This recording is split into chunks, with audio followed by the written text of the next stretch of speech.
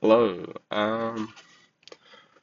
Guess this is going to be just a brief summary of what it is that I'm aiming to do with this channel.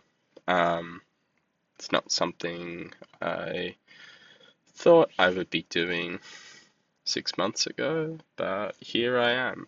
Um, I'm just a guy, the same way that a lot of the people that I look up to and have learned from actually are just people and individuals. And it really was at the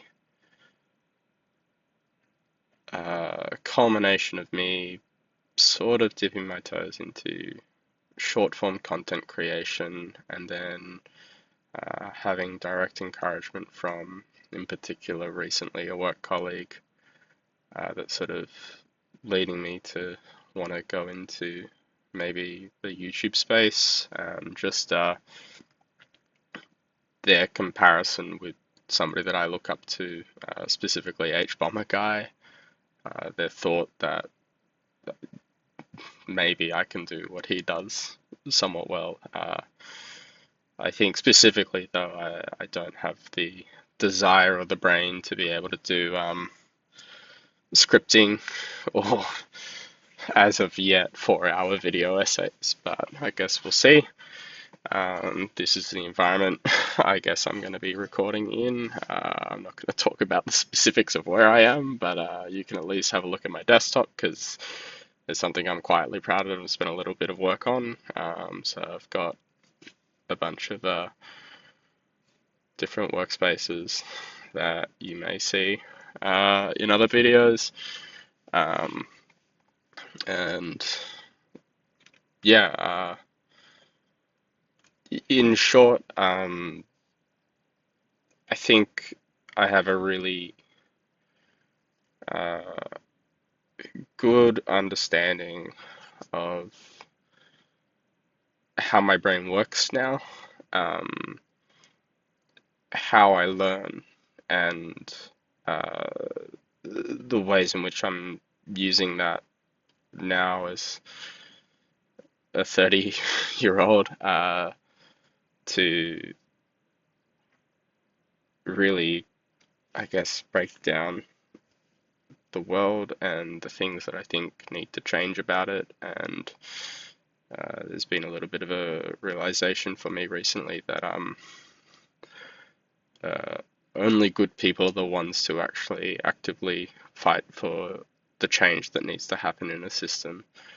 And that's not to say that you can't be a good person and not fight for it, but specifically to say that it is not by accident that improvements that require actors uh, happen, I think. Um, it's a very obviously broad sweeping statement, and if we got into it, I'm sure I'd walk back on all of the broad sweepingness of it. Um, but suffice to say that, uh, in short, I am aiming, in the colloquial sense, to be curiosity maxing. There are a number of fields adjacent to what I really care about that in the process of writing what I care about, I've realized I really need to dig deeper into. So some of it being maths, and some being more foundational philosophy, and some being physics. And now, as a 30-year-old, it seems really intuitive to me over the time that I've spent that I like to find ways in which the learning process for all of those things is intuitive and straightforward. Uh, and yeah, there's been I have methods for keeping track of my syllabus and for keeping track of my ideas and for finding new problems and for sourcing new content and for assessing those sources. And I guess, yeah, really briefly, what I aim to be is also like tied to how I assess sources. And what I want this channel to be effectively is a self-conscious, I guess, stream of my ideas that is completely understanding of the fact that my mind changes all the time as I encounter new information and as I realize that I'm wrong. But that specifically, I have realized, is the criteria by which I select any source that I listen to long term. And that one of the biggest frustrations I have as somebody who's interested in learning and in changing my mind, and believe me, I've had to change my mind a lot as a youth. I was taught very foolish things and I believed very foolish things. But what I've realized is that there are people who echo the same things that I believe.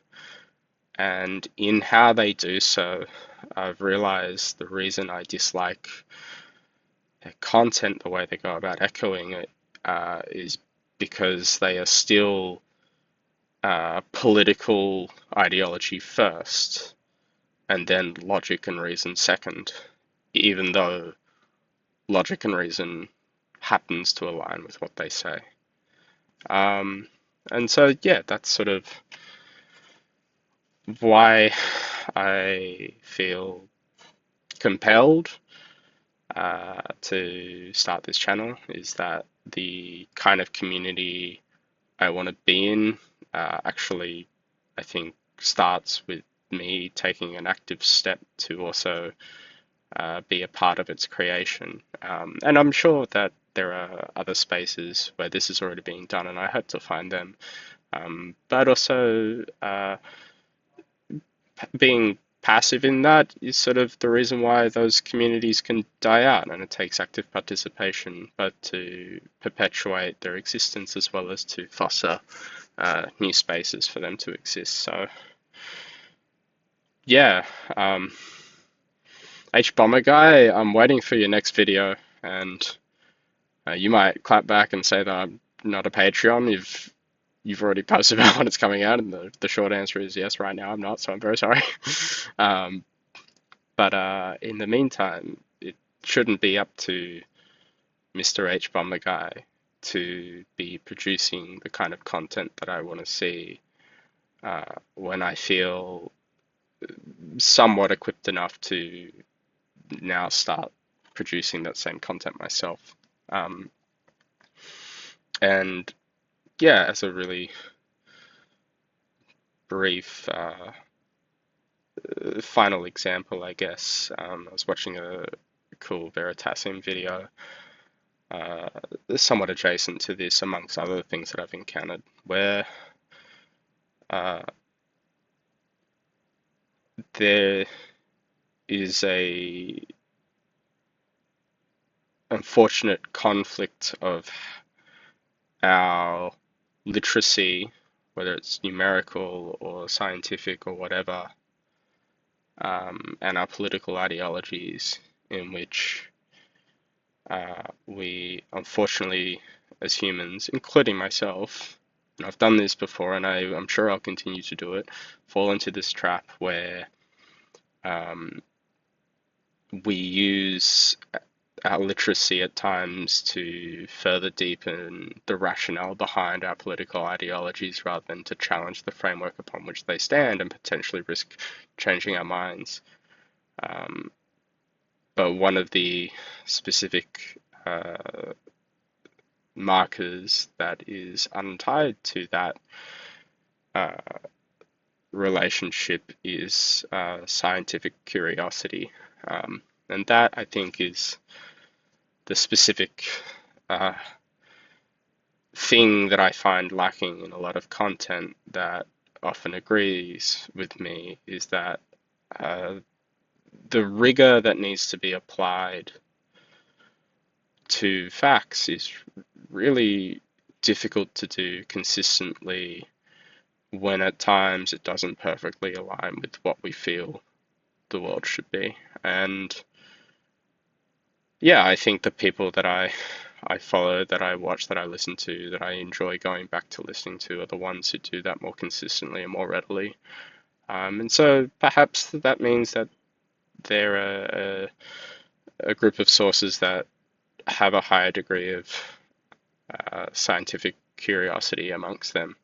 Or I could just be tricking myself. But that's sort of the beauty of me putting these ideas out here is I could be wrong. And like I said, I've been very wrong about a lot of things before. So I'll know historically that I'm slow to change my mind, as I guess is probably true of most people. But the one thing I can say is that I do change my mind. So if you listen to any ideas that I say and you think I'm being stupid, uh, hopefully it's because I don't know something that you know. So maybe be nice and come with that extra bit of information. And then when presented with it, I might counter back with some other bit of information. That's sort of the deal of communication, is I might not immediately change my mind, but if, in spite of new information being presented to me, it seems like I'm not weighing up the evidence, but instead sticking to my guns based on some deeper feeling, then feel free to call me out on that too. And I guess I've seen that demonstrated. The ideal behavior that I hope I'll engage with when inevitably the time comes. In my old work, where uh, somebody that I really looked up to as a source of information, as a very good synthesizer of a lot of research with regards to a specific topic, presented a new idea, and I remember reaching out to him and basically proposing, well, I think I don't know something you know, because from what you've said and from what I know, I would have said this other thing. Um, but I'm guessing, because you typically know more things than me, that you probably know something I don't. And I think what I really enjoyed about that whole interaction is he came back and he said, no, I just think you're right.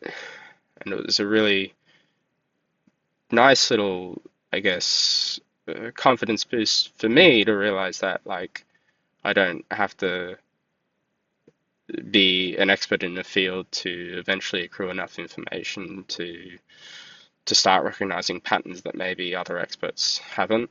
Um, but also, and hopefully I will hold on to this lesson, a really beautiful demonstration, I think, of the humility of experts that we see that are genuinely interested from a curiosity perspective of understanding the world, which is that um, there was no ego to this person's response. They heard my ideas, assessed them for their validity, and immediately let go of their original position. And yeah, that's what I want to do. So if you like it, then I guess like, follow, subscribe. I don't have any of those fucking metrics turned on. I have no intention of tracking likes. I don't want to fall into the social media trap of posting content and feeling bad if I don't get likes, or video analytics don't make a video perform as well. And I've seen content creators talk about how they hate that trap, and I'm like, brilliant. That's like a thing that I don't want to do. But YouTube is a useful tool to be able to at least host information for lots of people. So I'll at least do that, and I'll try and respond to comments as long as it feels like it's a discussion. Don't start dreading the process or anything like that. Anyway, yeah. Peace.